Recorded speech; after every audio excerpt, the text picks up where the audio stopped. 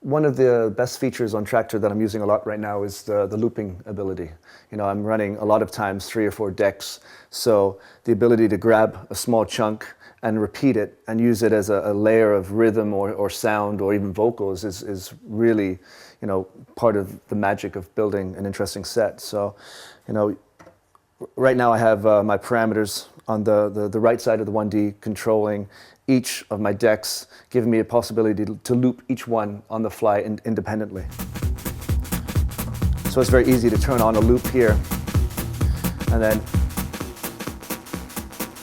change the loop value, the length, making it bigger and larger, and then taking the loop out and kicking back in.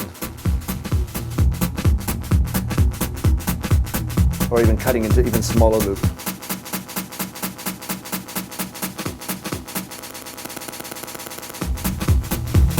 And of course, if you start adding 2 decks to that,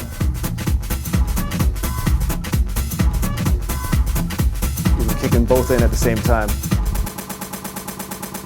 and then kick them back in.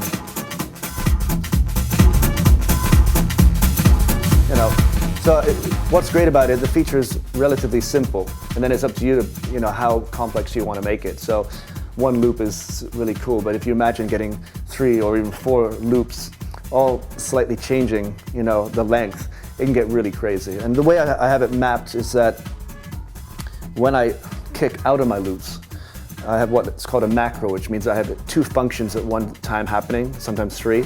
So it kicks the loop back into the main thing, out of the loop, and then resyncs all my tracks so that I can actually let things nearly fall apart in the mix and like create their own weird delays. But when it comes back on, it's back on. And then the magic happens again.